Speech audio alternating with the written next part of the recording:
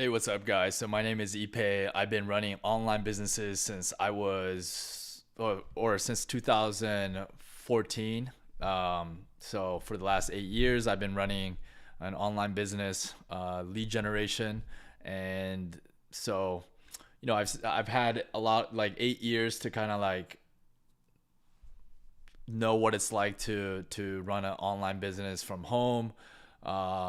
Have come up with all kinds of my own different tips and tricks to optimize my life and my lifestyle conducive to be the best I can be to run a high level online business. Today I make multiple seven figures a year. And so today I'm going to be reacting to Biaheza's day in the life. He's quite young. I'm 33. He's 20 years old. So it's pretty crazy what some of these YouTubers are able to accomplish with the YouTube platform. But I was able to make my money with the skill of SEO, ranking websites in Google. So if you want more info about that, I got more info in the description. But basically, I don't need YouTube to make money on the internet. So this is why I kind of want to make these videos. Is I want to show people that necessarily don't want to be a YouTuber or be in front of a camera, that there's other ways to make money on the internet. So let's take a look.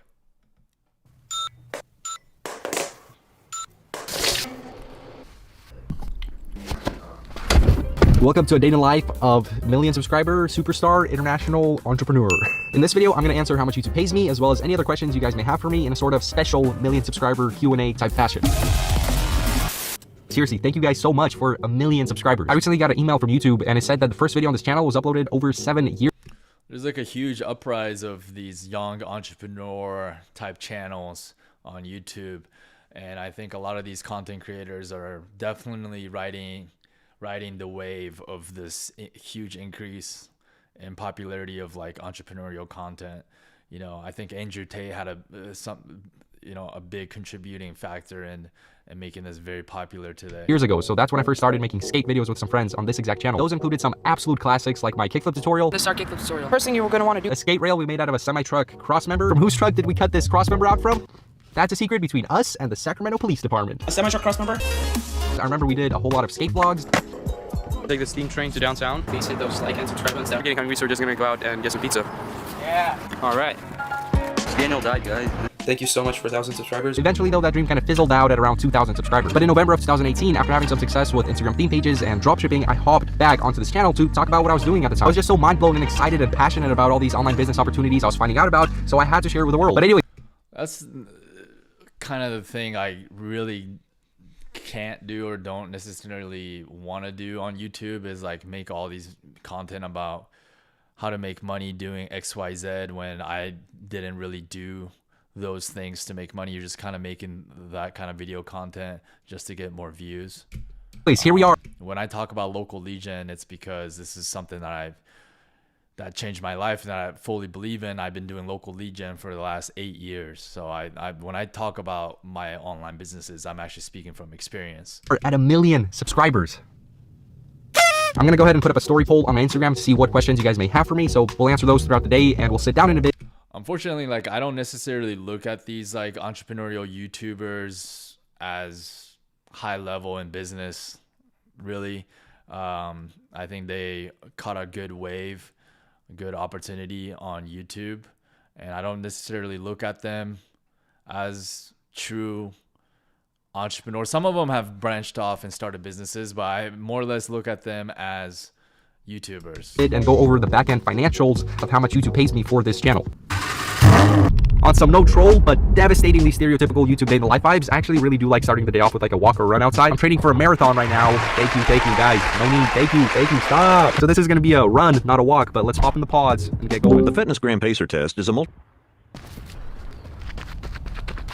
Running is a waste of time. It only upregulates cortisol, which when you have higher cortisol, it downregulates your muscle protein synthesis.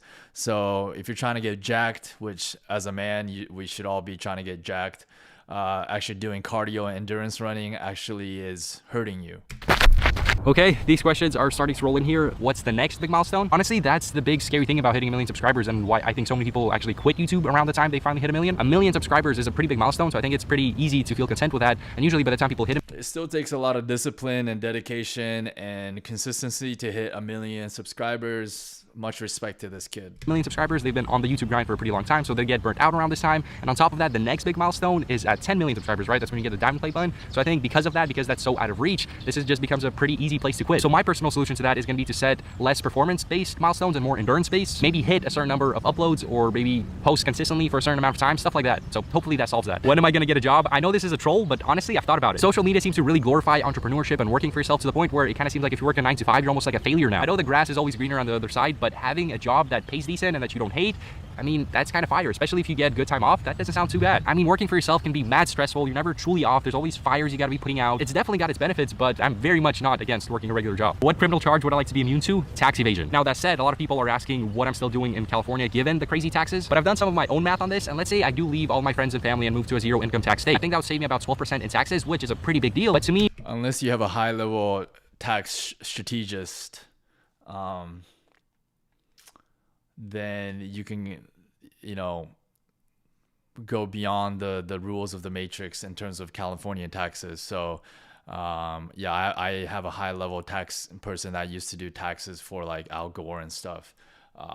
If you make over 500K a year, hit me up. I can hook you up. Relationships and community is everything. So if I leave all of that behind, leave behind this beautiful state that I really enjoy living in for the sake of money, I feel like I'd get miserable pretty quickly, which that would probably result in a decrease with my productivity and creativity. And I don't know, maybe I'd end up making 50% less because of that. Okay, gonna finish this run.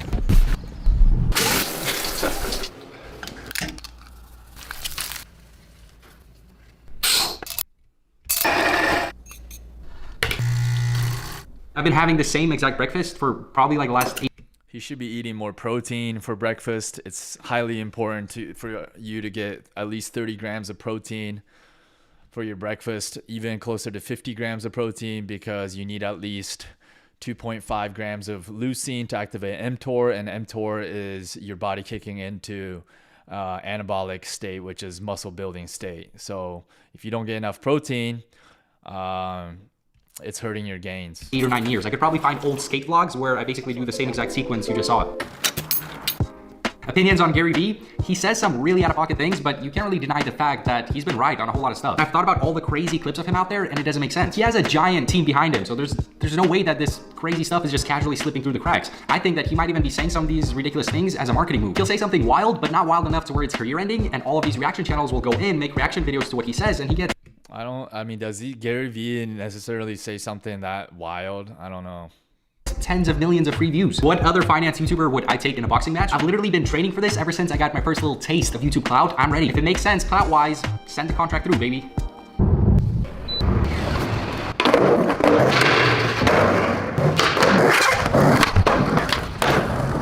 I definitely 100% do that every single day on my way to the office.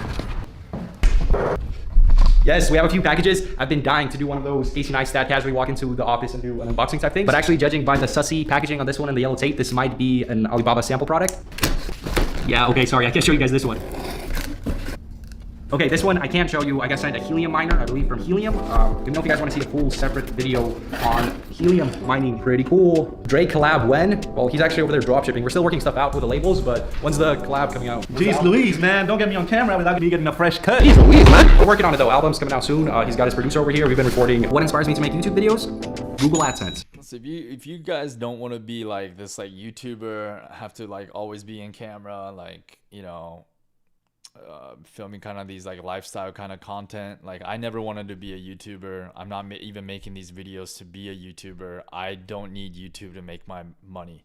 So it's like, I would highly recommend you check out our program and our skills of ranking websites in Google. You don't need to be this like outgoing charismatic like YouTuber to make money on the internet. Like, I certainly don't necessarily like being in front of cameras, so I like my way of making money online, which is more just technical. You just sit at your desk. It's not as exciting as what he's showing. You just kind of like build websites, build content, build backlinks, and you hire a team of content writers. You manage the team. you build more and more websites that rank in the search engines of Google. Like, it's still a very powerful skill.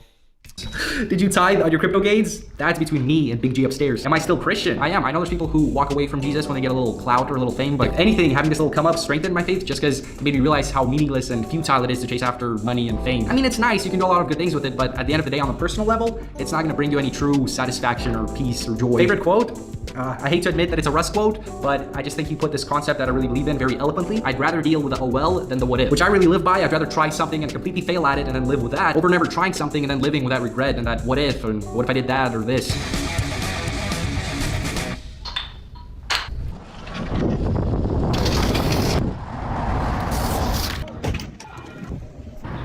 Got a YouTube channel? Yeah. Advice for new YouTubers, take extreme ownership. A lot of people tend to blame the algorithm for any downfalls that they have, which I really disagree with. If you're not making political content and your content is vulgar, you can't really blame the algorithm. Success on YouTube all just boils down to two simple things: click-through rate and watch time. Can you get people to click on your videos based on the thumbnail and title? And when they do click, can they watch all the way through? Second piece of advice would be to just stop overthinking and start putting out content. How are my rental properties doing? Pretty good. Been seeing some very suspicious, crazy appreciation that's kind of worrying. The Texas one, I made a video on. I said I'll do an update on it, but I never ended up making one. That deal did end up going through, and now 6 months later, I still have not stepped into the home. There's already a tenant living there, so I'm probably not gonna make a full-on update video, but in summary, my mortgage payment is $1,700 and the rent I'm receiving is $2,300, so pretty good cash flow there. It ended up working out pretty well. I get this next question quite a bit. What would I do? So that's like, what was that, like 500-600 a month? Like, with local lead generation, you can set up these websites that make anywhere from $750 a month to like $2,000 a month in net profit, and you don't have to risk buying an entire home.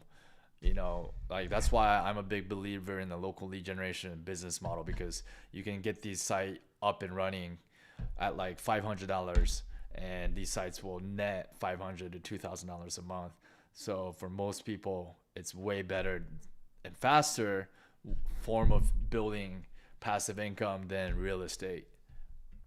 If I had to start over. And honestly, same exact thing I did a few years ago, probably just get into dropshipping. I know I'm very biased when it comes to this, but I just don't see a better online business to get into, especially as a beginner. Pretty low risk. No, because you haven't tried any other online businesses. Dropshipping has a lot of risks because you have to spend your own money to run ads, and Facebook is just going to take your money regardless. There is no guarantee that you will make a ROI. You learn a lot of new skills and you have the potential to make millions. Any new courses? Probably not. I have the dropshipping one that I'm actually working on updating right now, but other than that, I don't think I will. I just don't really have expertise or history with other online. I can go on and on about why local lead gen is a better business model than dropshipping. I'm not going to go too in depth right now because y'all think I'm just biased, but yeah, dropshipping, like, you don't own any assets of your own. With local lead gen, you actually creating your own websites that rank in Google that you own and control. With dropshipping, if your ad account gets shut down or your product is no longer trending and being profitable, you can lose your business overnight. So you can literally spend hours and hours and thousands of dollars like investing in a particular product or brand, and you can lose it overnight. So that's why I don't recommend it. Online businesses. First try. This is the first try. This one. Is the first and the final try. Yeah, one shot. Why do you think Biaheza makes YouTube content, right? That's another form of digital assets that he owns and controls. Okay, so that's what we teach.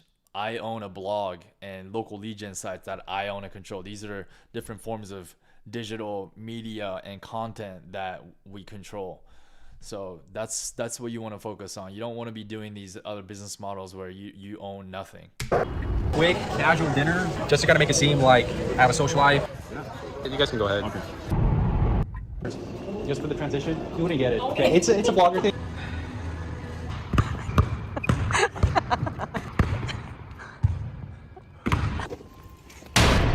Only down $52,000, so pretty good day on the market today. But now for the long awaited, how much has YouTube AdSense paid me now that this channel is at 1 million subscribers? This is money coming directly from YouTube and is what they pay for the ads that play before videos and during videos. And in the lifetime of this channel, for 78 million views in the finance space, we're looking at just under $1.1 million. Half of that goes to the tax man, but still pretty crazy. Thank you, Susan. So I have a $28 CPM and a $15 RPM. So what I take home for every 1,000 views that the channel gets is $15. All-time highest paying video was this Forex one that I made that somehow got 3.6 million views and generated this video alone $100,000. Second most highest paid video was this dropshipping one, which got 1.3 million views and generated 92 grand. But yeah, I think those are kind of the most interesting numbers when it comes to my YouTube analytics. I hope that you guys enjoyed this video and have an amazing rest of your day. Peace.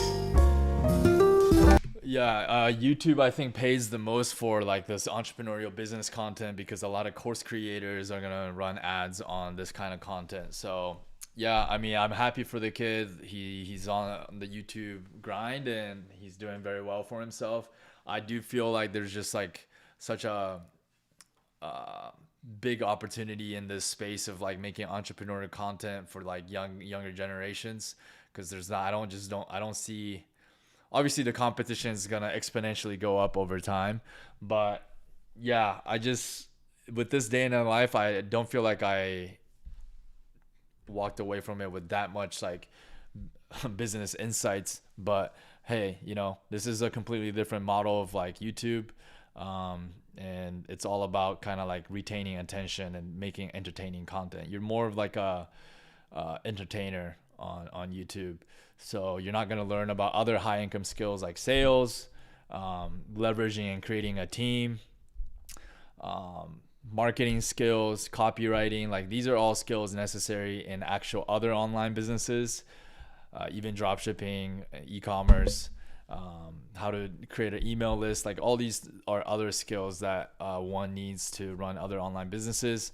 Now, you know, if you're somebody that don't necessarily want to be a YouTuber, I highly recommend local lead generation as one of the best ways for a beginner to get started making 10, 20K a month at least, so that you can quit your 9 to 5 and have more time freedom, which that's what it's all about at the end of the day. And I think with local lead gen, you can get to 5, 10K a month much faster than trying to start a YouTube channel. I'm sure this kid has been on the grind for quite some time now. So I'll leave some links in the description if you're interested. I'll see you guys on the next one.